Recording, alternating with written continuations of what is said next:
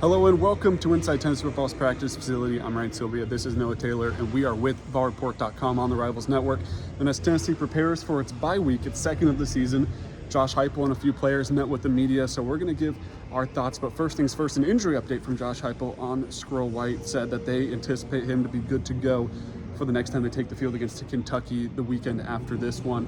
Obviously got hurt against Arkansas, came back, played against Florida, and then played against Alabama before getting banged up again on a throw down the field. Looked like he kind of re-aggravated some issues with his upper body, but Josh Heupel seemed pretty positive that, limited this week, maybe limited today in practice, but by the time that they get going next game, he would be ready to roll. So good news for Tennessee in that regard, but your thoughts on what Josh Heupel had to say?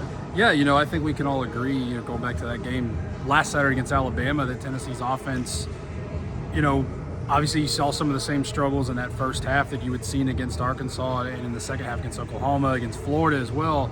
I think you saw some life come back into that offense. Obviously, they were hitting on some bigger plays in the second half. That's why they won the game, but Josh Heupel was asked about if there were any changes at halftime in that game. He said there weren't many, and again, I think it falls back in line with what he's been kind of saying for the last couple of weeks, that they're close. They feel like they're close. They feel like they're inches away from hitting on some of those big plays. You saw a couple of missed balls here and there, one to Squirrel early in that game Saturday that, maybe Tennessee wins a little bit easier than they did if they hit on those. But, you go to the throw to Dante, the 55-yard gain. The throw to Chris Brazzell, obviously, to win the game. I thought it was just interesting that, when they're going into halftime, maybe the discussions aren't so much what they need to change schematically, but just kind of keep doing what they're doing until it's there. Obviously, that worked in the second half Saturday, and it seems like, that's something they're going to keep doing going forward. And hopefully for Tennessee's case, it'll be something you'll start seeing kind of come to fruition in the first half too. Yeah, it feels like more of an execution issue than a schematic issue right now. I think you could make the argument earlier in the season against maybe an Oklahoma or Arkansas that the play calling wasn't necessarily there, but you can see receivers running open. You can see the run lanes beginning to open and the big splash plays kind of opening up. It's just either, hey, this time Miko misses the ball, this time the receiver drops it, this time the block's not there that they need, this time someone doesn't make the right read. And by the end of the game, I think that does give you confidence going forward. And Josh Heupel talked about Miko specifically and how, for any quarterback, but especially a young quarterback, you miss a couple throws, you kind of hear the crowd a little bit. You can hear kind of the disappointment maybe or the frustration with what you feel like probably should have been a touchdown or at least a big gain, and it's just not there.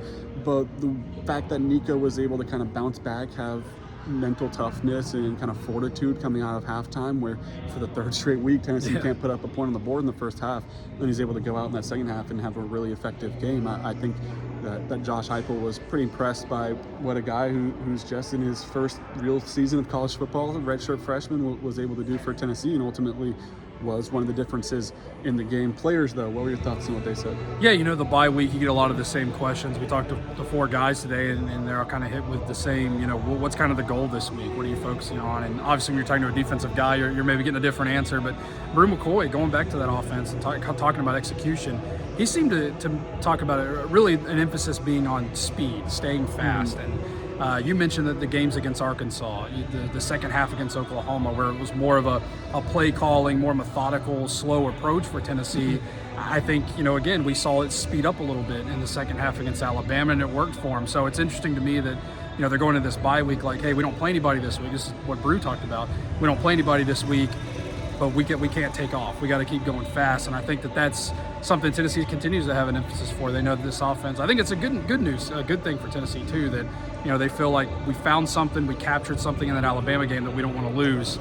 And so speed being an emphasis this week, I think, is a good sign going forward that that's something they want to, obviously pour into Kentucky as well. Offensive line obviously been an issue this season for Tennessee. You saw in the first half again, Josh Heupel felt like that was part of the issue with the run game, was that they couldn't get the blocks that they needed to in the first half. In the second half, you saw Dylan Sampson kind of explode, which he has in the past few games in the second half. And Josh Heupel created a lot of that to better blocking from the offensive line. Cooper Mays said that they can kind of build off of that second half. That's a second half that obviously there's still areas that you can clean up from, but that overall it's a pretty positive thing that they were able to go out there and once again, it wasn't perfect by any means, but were able to maybe take a step in that right direction in another bye week to get healthy. I think a few guys on that offensive line could definitely stand to kind of catch their breath a little bit going into the Kentucky game, but they're going to need to be good against Kentucky. Kentucky's got a good defense. They've got a good pass rush, and Tennessee's offensive line is going to be tested again, which it really is every week in the SEC. You don't really get a week off with your offensive line in this conference, but another week for them to kind of self-diagnose as well and try to put the pieces together. But once again, didn't really work that way last time. You thought coming off that Oklahoma win that maybe things would look a lot brighter because you get that week to kind of self-diagnose, and Tennessee didn't look like that. But historically under Heupel, they've been pretty good off the bye week. So we'll have to see what this group does second time around. Any thoughts on what some of those defensive guys had to say? Yeah, Jeremiah Thielander, a guy that's kind of here in the last couple of weeks, a guy that's obviously been playing, been a key piece of this defense, even going back to last season when he was a freshman. But obviously his role has increased with Keenan Peely, being out at that middle linebacker spot. And obviously Tennessee went into that first game without Peely on Saturday against Alabama, and didn't seem like a lot of drop-off there. Tennessee's defense overall played as good as they've played all year in that game, obviously, but the linebacking core was a key part of that. And he was just asked about the communication. Obviously now he's one of the bigger communicators with Peely out, and talked about there being really no drop-off, that the guys communicated well. And obviously Keenan Peely, he said this, a lot of Arian Carter's talked about it in the last couple of weeks too since his injury. He's still very much involved in that room and talking to guys, giving advice. I think that's a good sign of something he had to do last year when he was injured.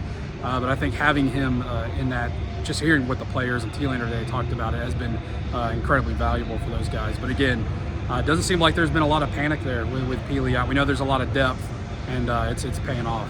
I know we've talked about it before, but it's a lot of young guys stepping up. Yeah, Arian Carter, sure. Jeremiah Thielander, the two listed starters. They come out in the 4-3 the past two games, so it's been Caleb Perry, a more veteran guy, in that mix as well. But that's two true sophomores that are holding down the linebacker position. And then also in relief, you have a guy like Jalen Smith, another young guy. I believe he's a sophomore as well.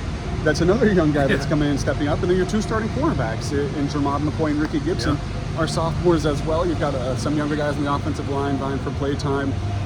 You have some younger guys getting in the mix in the secondary at the safety and star positions. Of course, Boone Carter, who's a true freshman, Christian Harrison, who's a redshirt sophomore. So it's a lot of youth, especially in that secondary and the linebacker kind of second and third levels that Tennessee's relying on, and they've answered the call. And I think that's not only been really impressive and a good sign for this year, but you gotta feel pretty good about that going forward when your cornerbacks and your linebackers are playing at a really high level right now, and barring a transfer, they're all coming back next season. And your start position as well.